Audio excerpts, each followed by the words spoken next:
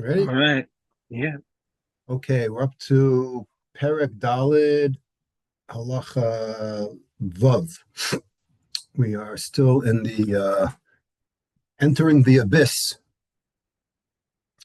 Um, so we said in Perek Hey, the Rambam was talking about one form changing over time into another form.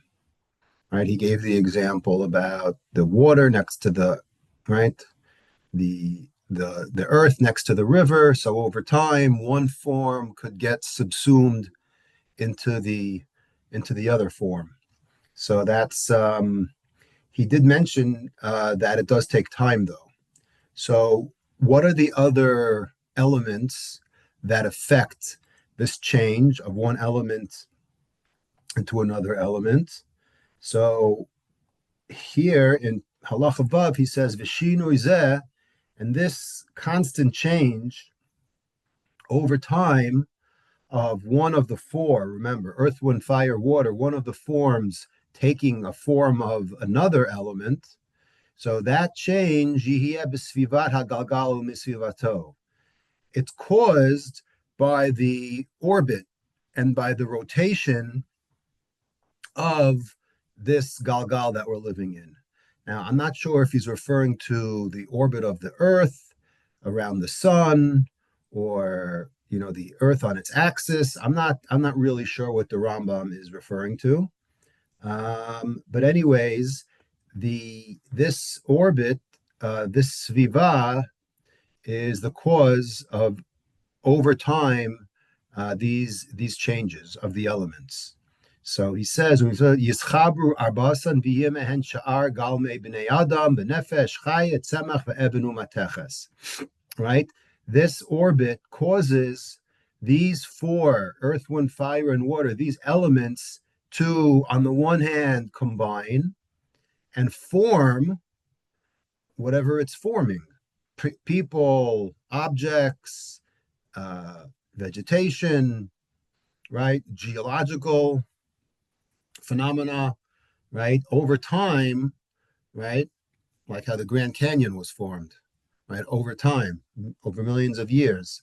So the Rambam says the spin of the world, of the earth, had to do with it.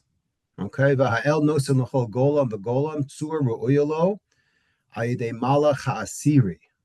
So now we're gonna get into a little bit more complicated matters, where he says that we have the Rambam always uses the word golem and tsura.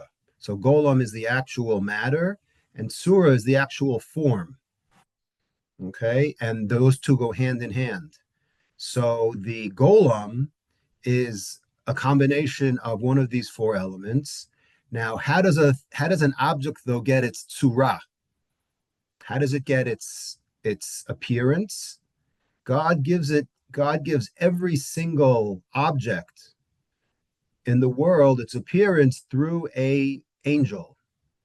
Ayidei Malach Asiri, the 10th angel. What does that mean? So if you remember from last Perek, remember we had the totem pole, we had all the levels, right? And the level closest to people, right? You remember the top level closest to God are the Srafim, Ve'ofanim, V'chayos HaKodesh, right? And then it goes down and down and down until the 10th level, closest to us. Those angels were called Ishim, right? If you remember, the reason why he called them Ishim was because it has the word Ish in it.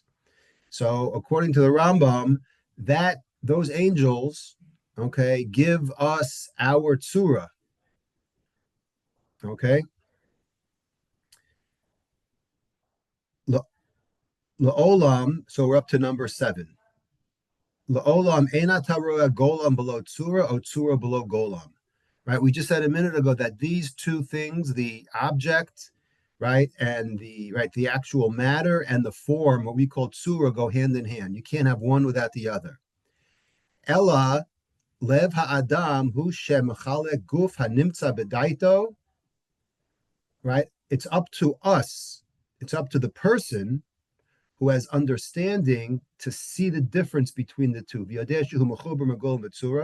has to see the difference between the two and know that there are two halves.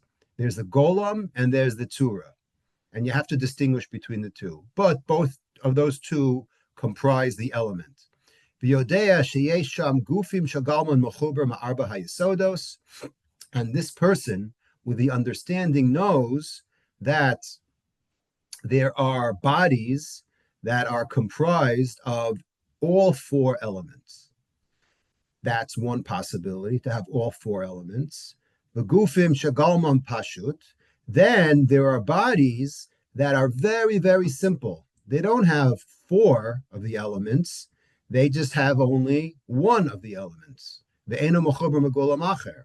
They're not combined with earth, wind, fire, and water. They just have only one of those elements. Simple things. Okay? V'hatzuros she'en lahem golam. And then there are, on the other hand, tzuros that don't have any golem, that don't have, right? There's forms without matter. What's an example of that? Einam nir and la'ayin. Those are impossible for us to see. Ela be'ein halev hen yodin. They're known in our hearts. K'moshe yadanu adon hakol b'lo re'iyas ayin. Just like we know that God exists, but we can't see him, but you know he's there or she's there. So too, there's this concept of a tzura that doesn't have a golem. So when I read this, I got all excited. I said, oh, he's probably referring to like microscopic, bacteria or paramecium or amoeba, right? Like we learned in, right, that you can't see it, right? It sounds like that. But when I looked in the commentators, he wasn't referring to microscopic things that we can't see. He's referring to what has a tzura that doesn't have a golem. He's talking about angels. Okay? And when he's talking about elements that only have one of the four, he's talking about the stars. Okay? That's only comprised, according to the Rambam, of only one of the four elements. So go figure. Okay. We will continue though. Shmona, we're up to Ches. Nefesh kol basar hi tzuraso, shenasan lo ha'el v'hadas ha'yesera ha'metzuya b'nafshe shel adam, hi tzuras ha'adam hashlem b'daito. So we're going to talk about, again, very, very difficult to comprehend, but we're talking about the nefesh over here, right? This is, the Rambam, this is like the fourth dimension, okay, that's added that we have that other objects or creatures don't have. And that's what we call the nefesh. So the Rambam describes the nefesh, hi tzuraso, that's the tzura, right, the form that God gave us, okay, and he calls it hayesera. This is an extra dimension that's found in all of us, okay? And in this, it perfects our dot, our knowledge. Our knowledge is attributed to this extra dimension that we have. Okay,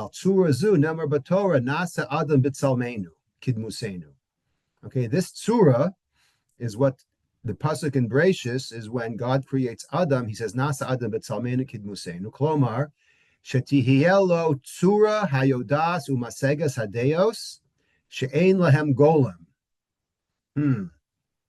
Right? We're getting this extra dimension that now we have this extra dimension that lets us comprehend things that are immaterial. Okay, like Kumo HaMalachim Shehem Tzura, below Golam. Right? Remember we said angels are a tzura without a golem. Angels don't, if you put an angel on a scale, he's not going to weigh anything because it doesn't exist. It doesn't have mass. It's a invisible spirit. Okay, but it has a tzura, whatever that means, right? So here you have a riddle. What has a tzura without a golem? And the answer is an angel. So we're compared to at least a little bit, right? And we're semi-angelic in that we have this understanding, okay, like the Malachim have. Ad sheyid malahin, right? That we're almost, like we almost resemble them. Ve'enu omer al tzura zu hanikeres la'inayim shehi hapeh v'hachotim v'halistos, right? And don't say that what? That this is referring to something physical, right? Like your eyes, your mouth, your lips, your cheeks. That's not called a tsura. That's called a toar, right? A tsura is different than a toar. The word toar literally means the way you look, like yafat toar, right? Your appearance, the way you look. That's physical.